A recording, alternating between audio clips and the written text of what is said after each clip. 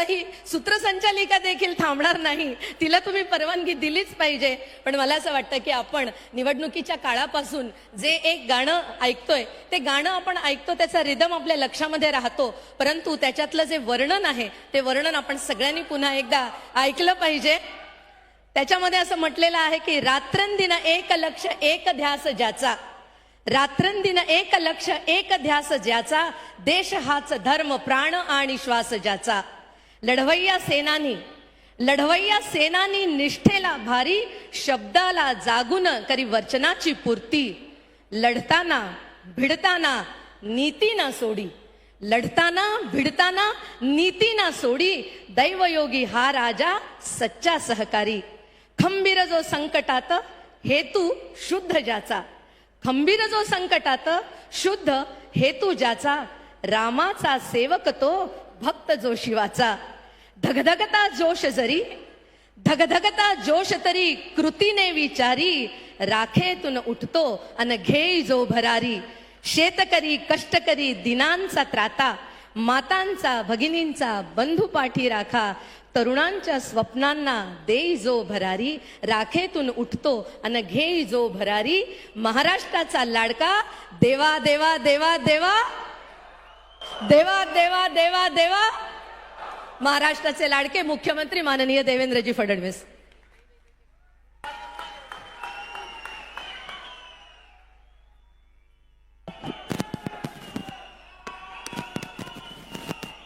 भारत माता की, भारत माता की.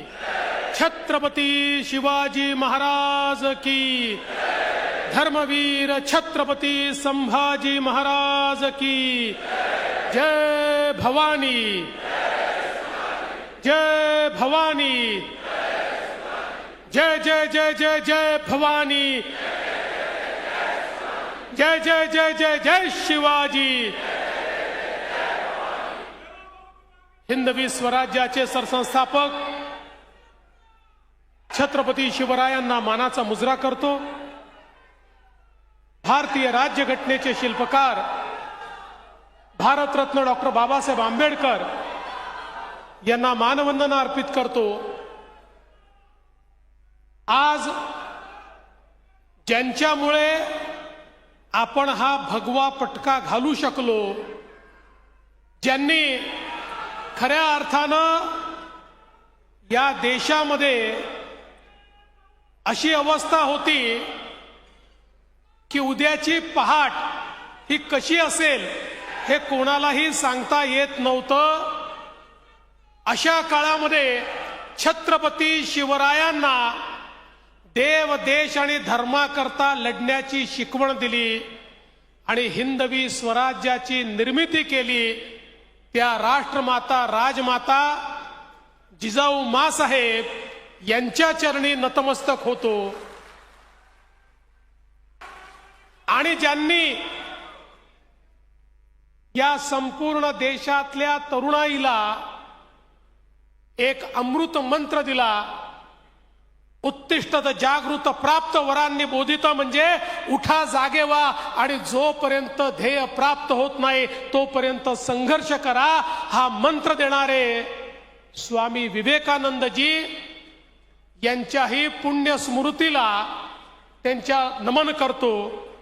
आज या ठिकाणी आपल्या या महाविजयी अधिवेशनाची सांगता करण्याकरता, समारोप करण्याकरता आपल्यामध्ये उपस्थित झालेले भारताचे कणखर आणि कर्मठ गृहमंत्री आणि ज्यांचा उल्लेख आधुनिक भारतातले चाणक्य म्हणून केला जातो ते आदरणीय अमितभाई शहा,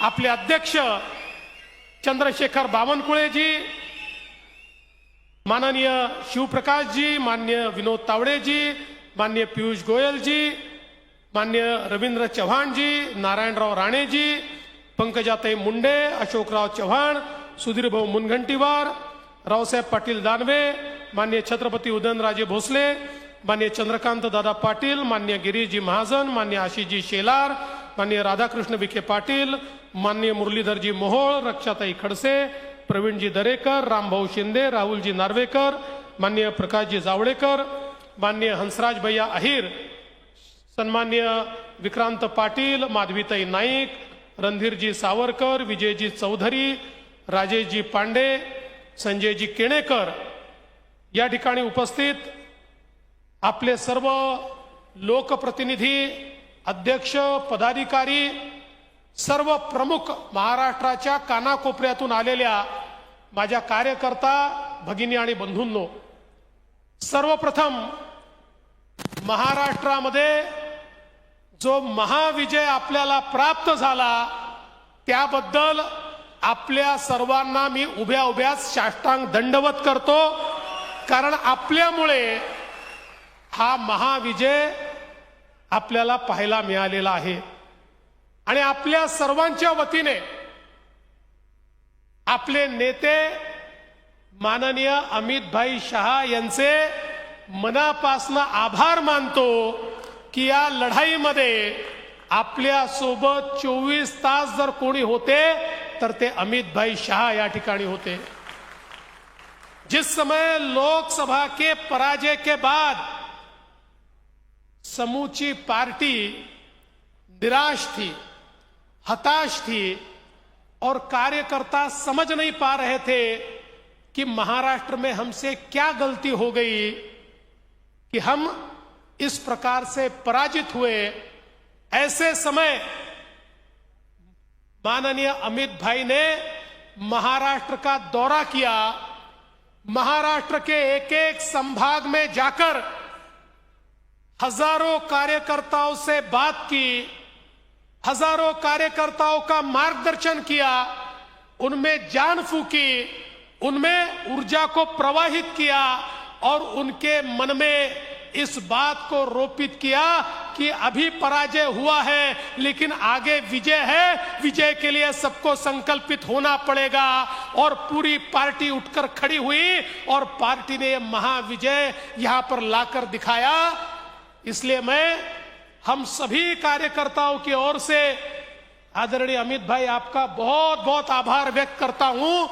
जिस प्रकार से ये लड़ाई लड़ते समय आपका केवल मार्गदर्शन नहीं तो सामने से आकर इस लड़ाई में लड़ने का काम आपने किया है, इसलिए आज आपका बहुत बहुत आभार यहां पर मैं व्यक्त करता हूं. मला अतिशय आनंद आहे की हे महाअधिवेशन आपण शिर्डीमध्ये घेतलं, कारण आपल्याला सगळ्यांना माहिती आहे की साईबाबांनी आपल्याला मंत्र दिलाय श्रद्धा आणि सबुरीचा. आणि श्रद्धा आणि सबुरीचा मंत्र आपल्या भारतीय जनता पक्षामध्ये सगळ्यात महत्त्वाचा आहे.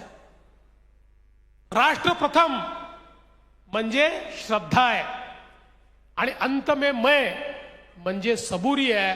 हा मंत्र आपण सगळे आपल्या जीवनामध्ये सातत्याने त्या ठिकाणी पाळत असतो. आणि आपल्याला कल्पना आहे की ज्यांना हा मंत्र समजला ते सगळे यशस्वी झाले आणि ज्यांना श्रद्धा आणि सबुरी समजलं नाही त्यांची हालत बुरी झाली. हे आपण या विधानसभेमध्ये या ठिकाणी निश्चितपणे बघितलेलं आहे. आणि म्हणून खरं तर आपण जर बघितलं तर एका अशा काळामध्ये आपली ही कार्यकारिणी या ठिकाणी होते आहे ज्याला संक्रमणाचं पर्व म्हणतात. मकर संक्रमण संपून महाकुंभाचं पर्व आपल्या देशामध्ये सुरू होत आहे. महाकुंभाचं अमृत हे पुन्हा एकदा त्या ठिकाणी प्राप्त करण्याकरता हजारो लोक महाकुंभामध्ये त्या ठिकाणी एकत्रित होणार आहे. अशा काळामध्ये खरं म्हणजे हा विजय आपल्याला मिळाला आणि महाविजयाचे अधिवेशन आपण करतोय. आणि मला आनंद आहे महाराष्ट्राच्या जनतेने 3 वेळा, एकदा नाही 3 वेळा भारतीय जनता पक्षाला 100 पेक्षा जास्त जागा या ठिकाणी दिल्या.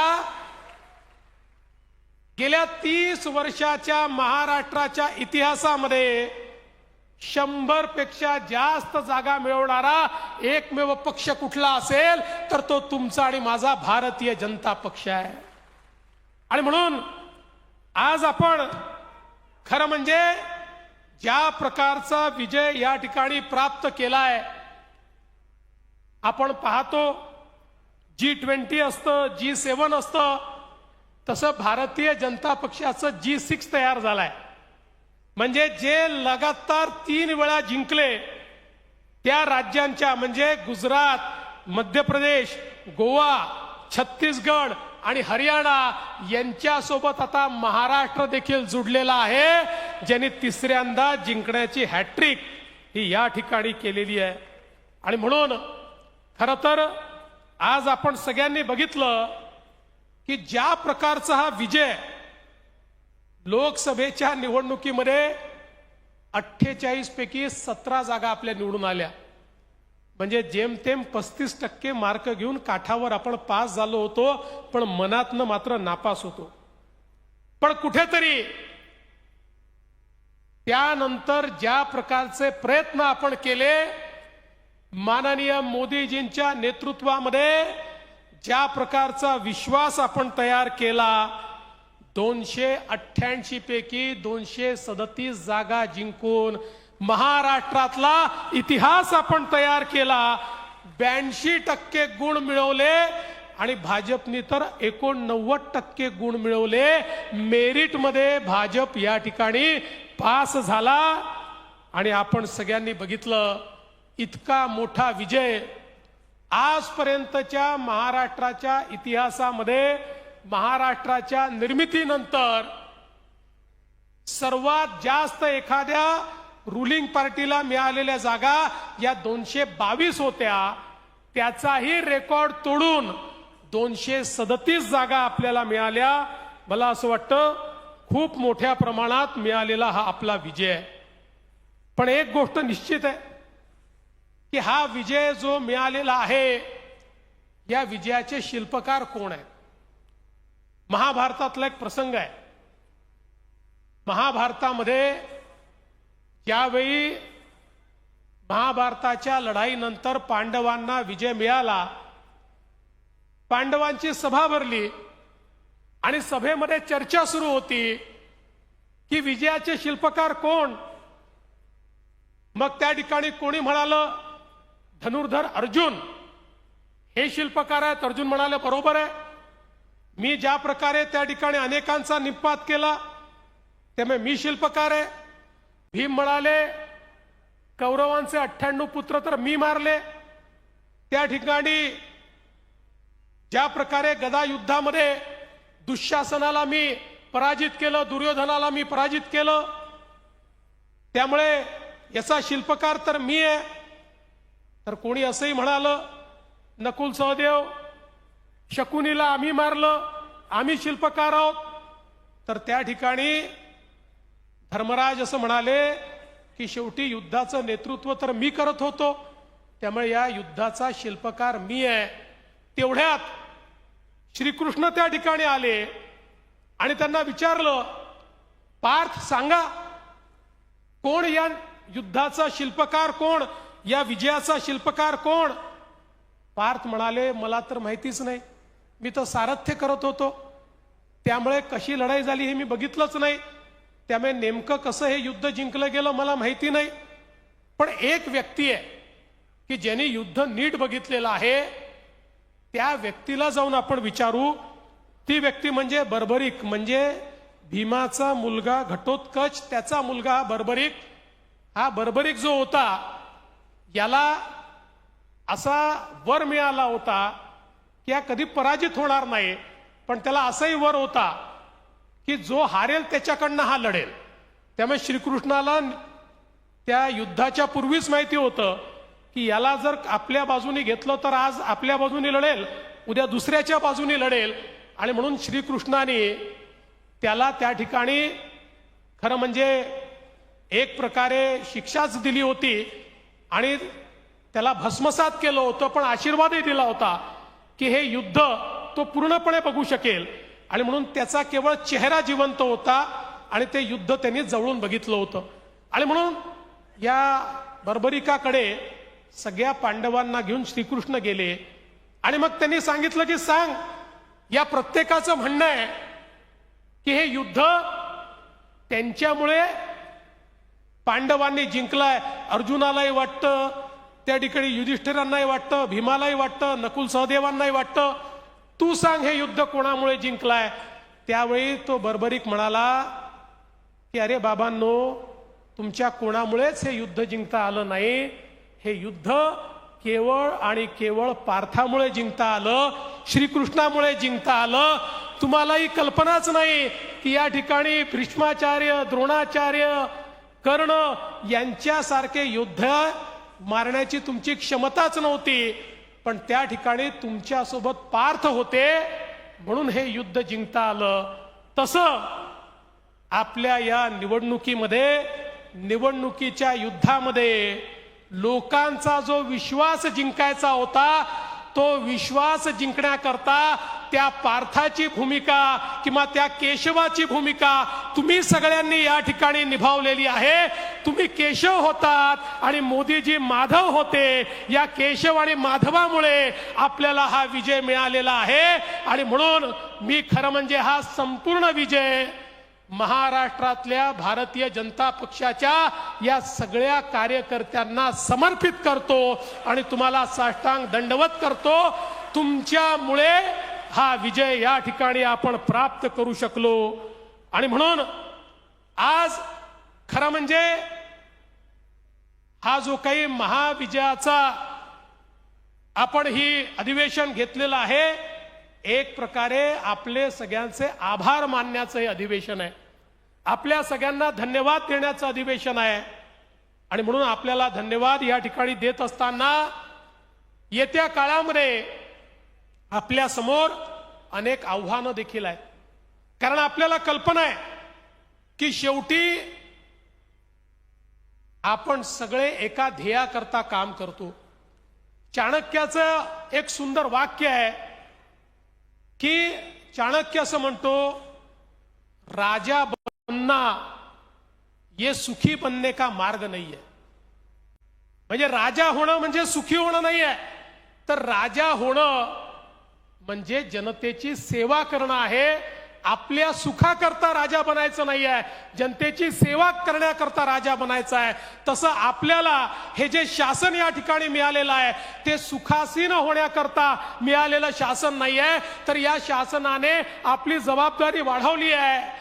राज्यकर्ते म्हणून आमची आणि संघटन म्हणून तुमची. आपल्याला सगळ्यांना जनतेला सुखी करण्याकरता आता यापुढे काम करायचं आहे. आणि म्हणून आपण जर जिंकलो म्हणून सुखासीन झालो, जिंकलो म्हणून थांबलो, जिंकलो म्हणून आता आराम करू अशा आविर्भावात गेलो तर कदाचित जनतेने जो मॅन्डेट आपल्याला दिलेला आहे, जो आशीर्वाद आपल्याला दिलेला आहे, त्या आशीर्वादाशी कुठेतरी द्रोह होईल. आणि म्हणून पुन्हा एकदा महाविजयाच्या अधिवेशनानंतर त्याच ताकदीनं आपल्याला मैदानामध्ये उतरायचं आहे. आपल्याला कल्पना आहे, भारतीय संविधानाला 75 वर्ष पूर्ण झाले आहेत. संविधानाच्या अमृत महोत्सवी वर्षामध्ये आपण आहोत. भारतरत्न डॉक्टर बाबासाहेब आंबेडकरांनी एक असं संविधान आपल्याला दिलं जे जगातलं सर्वोत्कृष्ट संविधान आहे. ज्या संविधानाने प्रत्येकाला जगण्याचा अधिकार दिला, ज्या संविधानाने खऱ्या अर्थानं या भारताला सर्वोच्च भारत बनवण्याची एक संधी उपलब्ध करून दिली. आणि आपले नेते माननीय नरेंद्र मोदीजी म्हणतात, मला कुठल्याही धार्मिक ग्रंथापेक्षा भारताचं संविधान महत्वाचं आहे, कारण हेच संविधान सामान्य सेवा करण्याकरता मला शक्ती देतं. हे संविधानाचं अमृत महोत्सवी वर्ष आपल्याला खऱ्या अर्थानं या ठिकाणी भारताची लोकशाही मजबूत करण्याकरता, संविधान रुजवण्याकरता वापरायचं आहे. आपल्याला कल्पना आहे, लोकसभेच्या काळात आपण बघितलं, संविधान विरोधी शक्ती, अराजकतावादी शक्ती, या शक्तींचा प्रादुर्भाव या महाराष्ट्रामध्ये आपल्याला पाहायला मिळाला. आपले विरोधक मग ते काँग्रेस असो, ती उबाठा असो, ती शरद पवारांची पार्टी असो, यांना ज्यावेळेस लक्षात आलं की भारतीय जनता पक्षाला आणि मोदीजींना आपल्याला पराजित करता येत नाही, त्यावेळी अराजकतावादी अशा सगळ्या शक्तींना एकत्रित घेऊन त्यांनी या देशामध्ये आणि या महाराष्ट्रामध्ये अराजकता पसरवण्याचा प्रयत्न केला. या महाराष्ट्रात वोट जिहाद आपण बघितलं, या महाराष्ट्रामध्ये फेक नरेटिव्ह आपण बघितला. पण गेल्या 6 महिन्यामध्ये आपल्या सगळ्या राष्ट्रीय विचाराच्या संघटनांनी एकत्रित येऊन आपल्या खांद्याला खांदा लावून या ठिकाणी राष्ट्रवादाचं पुन्हा रोपण केलं आणि या अराजकतावादी ताकदींना या निवडणुकीमध्ये आपण पूर्णपणे पराभूत केलं. पण त्यांना जरी आपण निवडणुकीत पराभूत केलं असलं तरी त्यांच्या कारवाया थांबलेल्या नाही आहेत. आपल्या समोर आव्हान आहे. आपण आत्ताच बघितलं कशा प्रकारे बांगलादेशी घुसखोर या ठिकाणी आपल्याला अलीकडच्या काळात सापडतायत आणि केवळ सापडत नाही आहेत तर ते कागदपत्र बनवून मतदार याद्यांमध्ये या ठिकाणी घुसतायत. आमच्या किरीटभाईंनी परवा त्या ठिकाणी मालेगावचं उदाहरण दिलं, ज्या मालेगावमध्ये शेकडो नवीन जन्म प्रमाणपत्र अचानकपणे हजारो लोकांना त्या ठिकाणी मिळाले. मालेगाव असेल, इकडे अमरावतीचं अंजनगाव असेल, अचानक त्या ठिकाणी एकेका गावामध्ये 100 लोकांना जन्माचं प्रमाणपत्र मिळत आहे. 50 वर्षाचे 60 वर्षाचे लोक अचानक आपल्या जन्माचं प्रमाणपत्र काढतायत. वोट जिहादचा पाठ सुरू झालेला आहे. हे सगळे घुसखोर आहेत. या घुसखोरांना बाहेर काढण्याचं आव्हान हे आता आपल्या समोर आहे. या देशामध्ये एकही घुसखोर या महाराष्ट्रामध्ये आपल्याला त्या ठिकाणी राहू देता कामा नये. त्यामुळे या अराजकतावादी ताकदींच्या विरुद्धची आपली लढाई, ही लढाई अजून आपल्याला त्या ठिकाणी घट्ट करावी लागेल. याच अराजकतावादी ताकदींनी दुसरा प्रयत्न सुरू केलेला आहे. या महाराष्ट्रातली सामाजिक वीण ही कशी त्या ठिकाणी खराब होईल, या महाराष्ट्रामध्ये जातीमध्ये पंथांमध्ये द्वेष भावना, त्यांच्यामध्ये विद्वेष, त्यांच्यामध्ये मोठ्या प्रमाणात दुफळी कशी माजेल असा देखील प्रयत्न हा मोठ्या प्रमाणात होतोय. अनेक घटना होतात, गंभीर घटना होतात, त्याचे पडसाद उमटतात. ते साहजिक देखील असतात, ते नैसर्गिक देखील असतात. पण अनेक वेळा अशा पडसादांचा उपयोग करून अराजकतावादी आपलं मत कसं पुढे नेता येईल असा देखील प्रयत्न करतात. आणि म्हणून कुठेतरी हा महाराष्ट्र एकसंघ राहायला पाहिजे. माननीय मोदीजींनी आपल्याला एक मंत्र दिला जो या निवडणुकीचा गुरुमंत्र ठरला. एक है तो सेफ है. हे मोदीजींनी सांगितलं, हे आमच्या साधू संतांनी सांगितलं. या ठिकाणी हा मंत्र घेऊन आपण समाजात गेलो, संपूर्ण समाज एकसंघ झाला. या ठिकाणी एक भगवी लहर आपल्याला पाहायला मिळाली आणि त्याचा परिणाम आपण सगळ्यांनी बघितला. पुन्हा एकदा समाजामध्ये फळी माजवण्याचा जो प्रयत्न आहे तो प्रयत्न आपल्याला हाणून पाडावा लागेल आणि सगळ्या समाजाला सोबत घेऊन आपल्याला पुढे जायचं आहे. कारण आपण वर्षानुवर्ष सांगतोय पथका अंतिम लक्ष्य नहीं है, सिंहासन चढ़ते जाना, सब समाज को लिए साथ में आगे है बढ़ते जाना. हा मंत्र घेऊन आपल्याला पुढे जायचं आहे. आणि म्हणून अराजकतावादी या ज्या सगळ्या ताकदी आहेत या ताकदींच्या विरुद्धची लढाई आपली संपणार नाही आहे. आज आपल्याला या महाराष्ट्रामध्ये परिवर्तन करायचं आहे.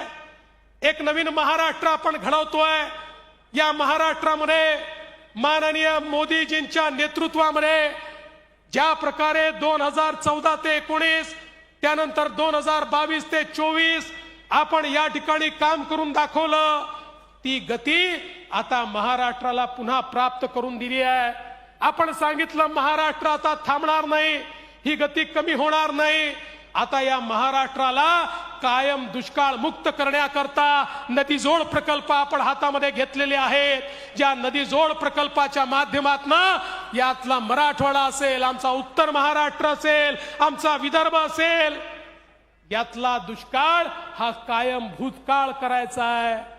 या ठिकाणी शेकडो किलोमीटरचे कालवे तयार करून नद्यांना आपापसात जोडून समुद्रात वाहणारं पाणी हे गोदावरीच्या खोऱ्यामध्ये आणून आणि आपल्या महाराष्ट्राला पाणीदार करण्याचं स्वप्न आपल्या सरकारने या ठिकाणी बघितलेलं आहे।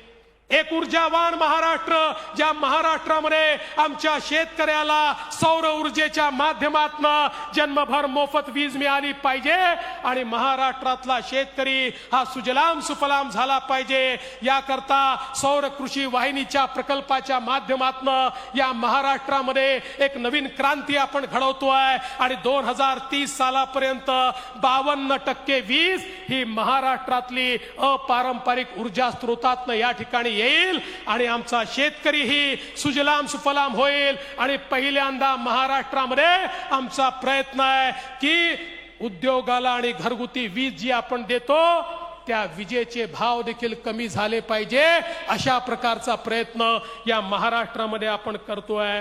आणि हे सगळं करत असताना एकीकडे इन्फ्रास्ट्रक्चरचे प्रोजेक्ट्स आहेत, मोठ्या प्रमाणात महामार्गांची कामं आहेत, पोर्टची कामं आहेत, एअरपोर्टची कामं आहेत आणि ही सगळं करत असताना मोदीजींनी एकच मंत्र आपल्याला दिलेला आहे आणि तो मंत्र म्हणजे ईज ऑफ लिव्हिंगचा। प्रत्येकाच्या जीवनामध्ये सुलभता आली पाहिजे। ही सुलभता आणण्याकरता आपण प्रयत्न सुरू केलाय आणि सुलभता आणण्याकडे जात असताना त्यातलं सगळ्यात महत्वाचं धोरण काही असेल तर पारदर्शिता आहे। प्रामाणिक पारदर्शितेने सरकार चाललं पाहिजे, विभाग चालले पाहिजे, प्रामाणिक पारदर्शितेने सरकारी कार्यालय चालली पाहिजे।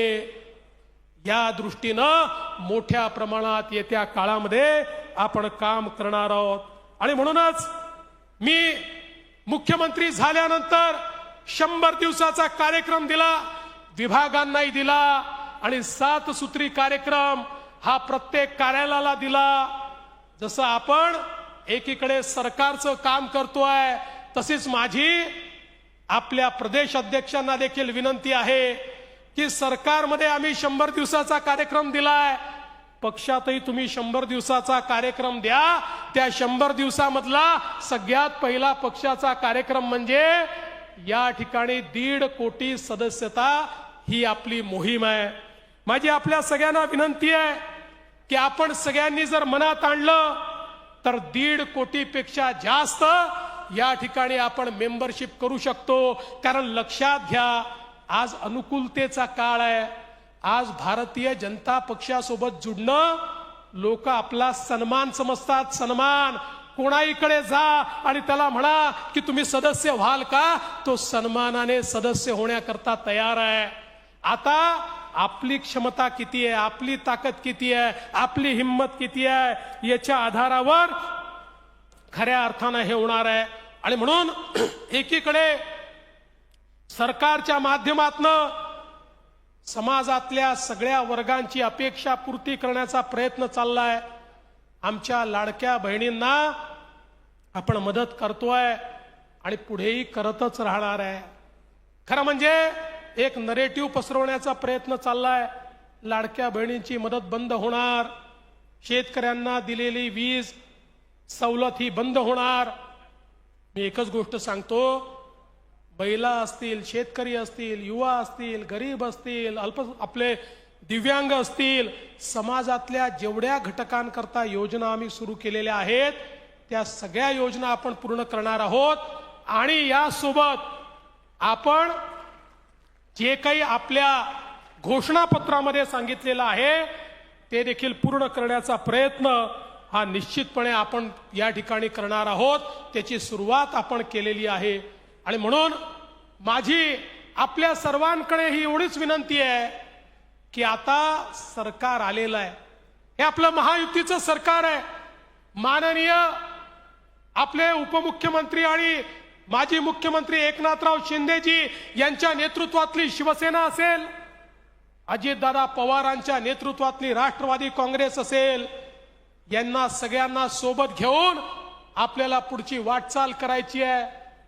आपले रिपब्लिकन पार्टी असेल किंवा इतर छोटे मित्र असतील, यांना देखील आपल्याला सोबत ठेवायचं आहे आणि एकत्रितपणे ही सगळी वाटचाल आपल्याला करायची आहे।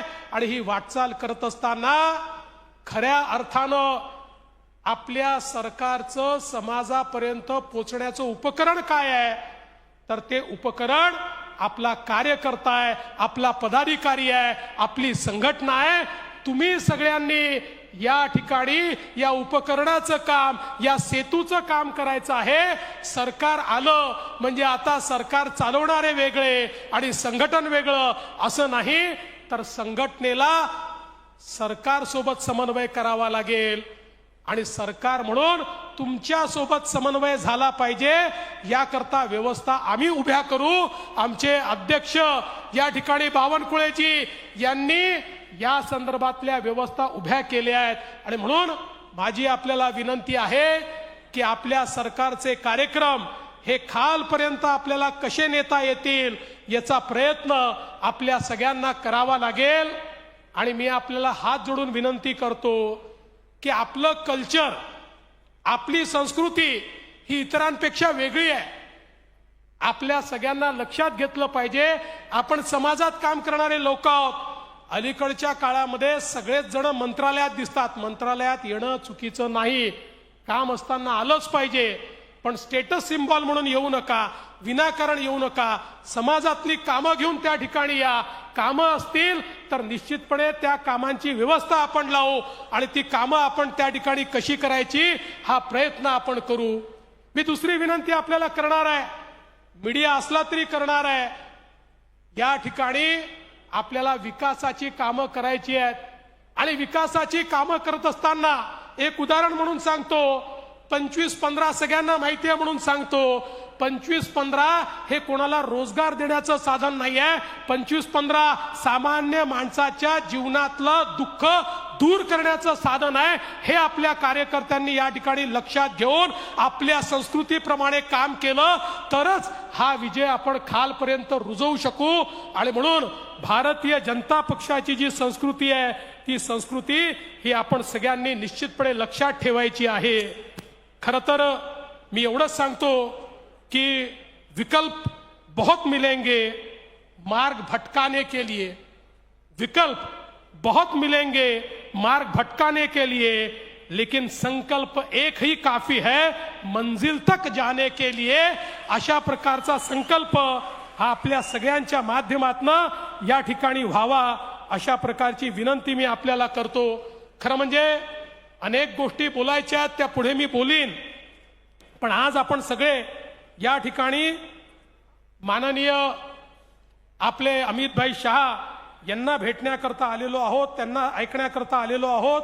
आणि म्हणून मी एवढीच आपल्या सगळ्यांना विनंती करेन की येत्या काळामध्ये भारतीय जनता पक्षाला मिळालेला हा जो विजय आहे, हा विजय जनसामान्याच्या जीवनामध्ये परिवर्तन करण्याकरता एक पारदर्शी प्रामाणिकतेतून चालणारं सरकार, अशा प्रकारची प्रतिमा आपल्या सरकारची आणि त्या सरकारला पूर्णपणे घट्ट आणि हिमालयासारखी या सरकारच्या मागे उभी असलेली संघटना, अशी संघटनेची प्रतिमा, या दोन्ही प्रतिमा जर आपण तयार केल्या तर निश्चितपणे असा विजय आपल्याला वारंवार मिळत जाईल.